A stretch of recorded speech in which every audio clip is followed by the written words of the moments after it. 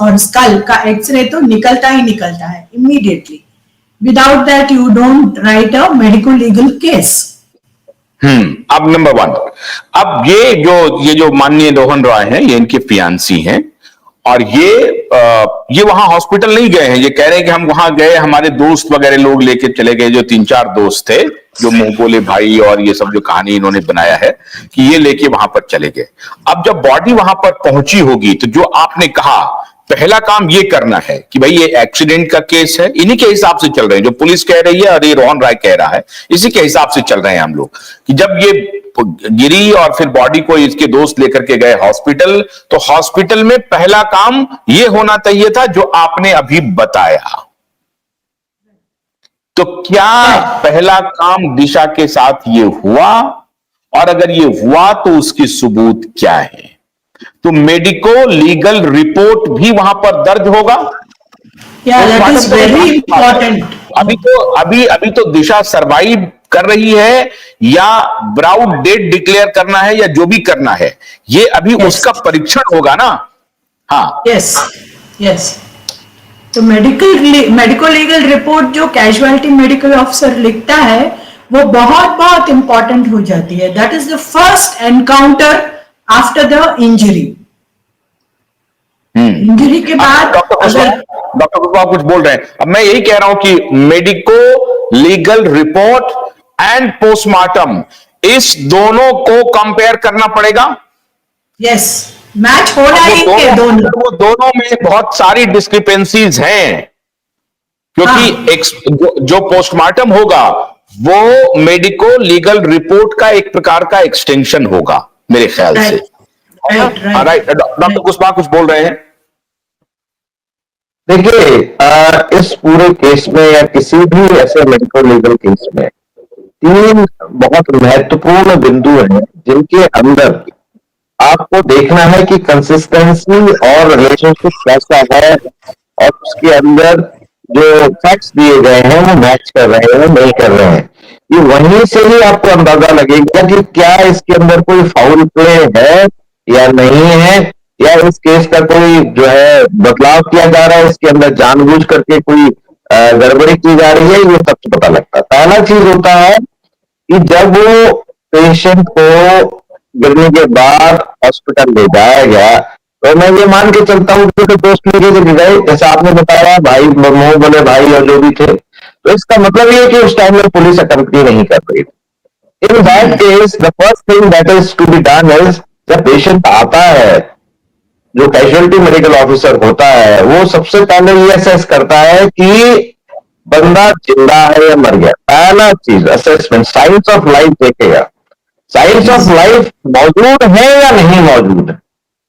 अगर science of life मौजूद नहीं है, जैसे कि प्यूपिल्स डायलेटेड फिक्स्ड है, रेस्पिरेशन नहीं है, कार्डियक एक्टिविटी नहीं है, ईसीजी फ्लैट है, कोई वॉलंटरी मूवमेंट नहीं है, किसी भी तरह का कोई साइन ऑफ लाइफ अगर मौजूद नहीं है, तो ये अज्यूम किया जाता है कि पेशेंट मर चुका है. पहली बात. तो अगर ये चीज माना जाए कि अगर मर चुका है, फिर दूसरा असेसमेंट ये किया जाता है कि क्या हम सीपीआर करने से इसमें कुछ लाभ होने वाला है या नहीं है.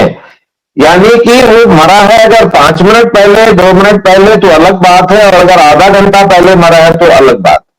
दोनों में फर्क है. किस कारण से मरा है इसके ऊपर भी बहुत डिपेंड करता है कि सीपीआर आपका काम करेगा या नहीं करेगा. सीपीआर संभव भी है या नहीं है. जैसे कि मैडम दीना ने बताया, अगर उसके सारे चेस्ट के टूटे हुए हैं, रिब्स टूटे हुए, जैसा कि पोस्टमार्टम रिपोर्ट में दिया गया था, तो संभावना ही जो एक्सटर्नल कार्डियक मसाज की बनती ही नहीं है. वो होगा ही नहीं, हो जाएगा.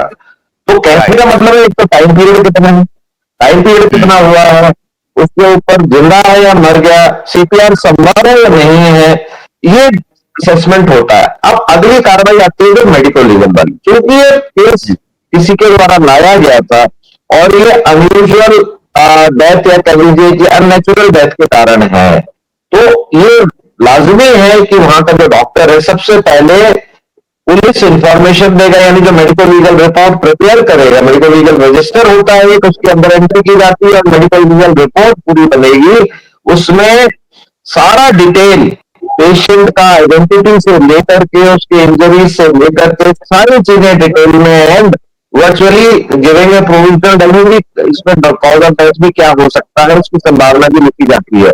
और इसके बाद पुलिस को इंफॉर्मेशन उसी वक्त दी जाती है, टेलीफोनिकली, बाई ईमेल, या कोई वहां का अगर ऑलरेडी मौजूद है पुलिस का वहां पे, कोई कई हॉस्पिटल्स के पास में उनका एक रैप होता है, तो वो द्वारा ये लिखित में ये कार्रवाई करके मेडिकल लीगल रिपोर्ट वो पुलिस को दी जाती है। कि पुलिस आती है फिर उसमें फाउल प्ले का जो एंगल होता है वो पुलिस को काम करना होता है कि आखिर ये मृत्यु संभावना कैसे है, किसी ने धक्का दिया, होमिसाइड है, सुइसाइड है, क्या वो उसका पुलिस का काम है। उसका पूरा जो सामान है, उसके गहने हैं, उसका कपड़ा है, वो सब भी पूरा एक दफा हमने ब्रॉड डेड डिक्लेयर कर दिया, फाउंड डेड डिक्लेयर कर दिया, उसके बाद उसका बॉडी का जो हैंड ओवर होता है वो बाकायदा वापस पुलिस को दे दिया जाता है। पुलिस इसलिए क्योंकि पुलिस आगे पोस्टमार्टम वगैरह कराएगी। पोस्टमार्टम इसलिए जरूरी हो जाता है कि फाउल प्ले को रूल आउट करने के लिए इम्पोर्टेंट डेथ या नेचुरल डेथ हुई है, इसमें किस कारण से डेथ हुई है। हो सकता है कि जैसे एंटीमॉर्टम डेथ हो जाती है, डेथ किसी पहले कर दी जाती है, बाद में हैंग करके उसको लटका दिया जाता है, ये सारी चीजें होती हैं। तो इसको रूल आउट करने के लिए पुलिस को बहुत डिटेल इन्वेस्टिगेशन का सहारा लेना पड़ता है, तब उसमें पोस्टमार्टम बहुत इंपॉर्टेंट फाइंडिंग्स आ जाती है, जिसके कारण आप निकाल पाते हैं कि क्या एक्चुअली इसमें फाउल प्ले हो। डॉक्टर बीना, एंड एक बात मुझे ऐड करना था, जैसे कुशवाहा साहब ने बहुत अच्छा बताया, उस हमारा जो मेडिको लीगल रिपोर्ट होता है वो ट्रिप्लिकेट में होता है। एक हॉस्पिटल रिटेन करती है, एक पुलिस स्टेशन को जाता है, और एक पेशेंट के साथ कोई आया है रिश्तेदार, खास रिश्तेदार, उसको दिया जाता है। अच्छा, 3 कॉपी बनती है, तीनों को दिया जाता है। यस, या कार्बन कॉपी, कार्बन लगा के हम लिखते हैं उसको। इनफैक्ट शायद एक्स्ट्रा कॉपीज भी बनाई जाती है, जिससे कि आप सीएमओ को इन्फॉर्म कर सकते हैं, वहां के डिस्ट्रिक्ट अथॉरिटीज को इन्फॉर्म कर सकते हैं, पुलिस हेडक्वार्टर को इन्फॉर्म कर सकते हैं।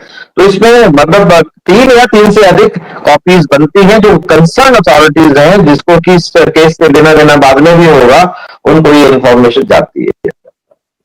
मतलब मेडिको लीगल रिपोर्ट जो है वो बहुत ही वाइटल बिंदु है इस पूरे प्रकरण में, इवन दिशा के प्रकरण में पोस्टमार्टम रिपोर्ट से भी अधिक महत्वपूर्ण है। मेडिको लीगल डॉक्यूमेंट कहां पर है उसका आकलन करना। यस, मैंने जैसे आपको बताया कि 3 डॉक्यूमेंट बहुत वाइटल है। Number 1 panchnama, number 2 medico legal report, third is postmortem report. ये 3 डॉक्यूमेंट के आधार पे ही आप तथ्य को जोड़ पाएंगे कि क्या सही तथ्य है और क्या बनाई हुई कहानी। अब डॉक्टर साहब, अब ये पंचनामा, मेडिको लीगल रिपोर्ट और पोस्टमार्टम, जब पोस्टमार्टम की फाइनल फाइंडिंग्स आती है तो वो पंचनामा के भी कुछ बिंदु को सत्यापित करते चलती है, मेडिको लीगल रिपोर्ट के भी कुछ बिंदु को सत्यापित करते चलती है। मतलब उसमें एक पैरिटी होनी चाहिए ना, तभी तो पता चलेगा कि हाँ भाई ये छत से गिरी है, गिरने का कंटिन्यूम जैसा नो तीनों।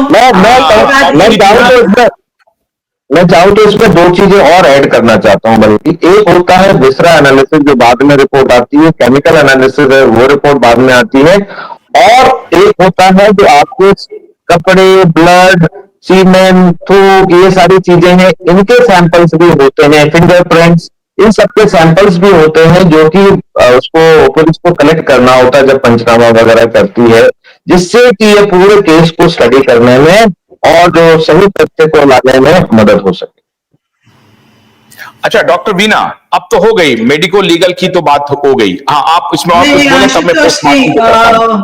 मुझे और एक बात ऐड करना था, मैंने पीछे जाते हैं जहां पे वो गिरी वहां पे जाते हैं, अगर जिंदा गिरी हो तो जैसे कुशवाहा साहब ने बताया कि खून बहना चाहिए था, एक पूल ऑफ ब्लड दिखेगा, या तो सर के फटे हुए टुकड़े दिखेंगे, भेजा बाहर निकला होगा, सब कुछ दिखेगा अगर जिंदा गिरी हो। अगर मृत होके गिरी हो तो आपको ये खून के दाग धब्बे शायद नहीं मिलेंगे, पर तब भी हड्डियां टूट सकती हैं, स्कल टूट सकता है, तब भी मृत के बाद भी अगर किसी ने फेंका ही हो या वो खुद कूदी हो, ये हमको नहीं मालूम, पर 14वीं मृत नाड़ी होकर से के कैसे कूद जाएंगी? जब वो मरी गई है तो कूदे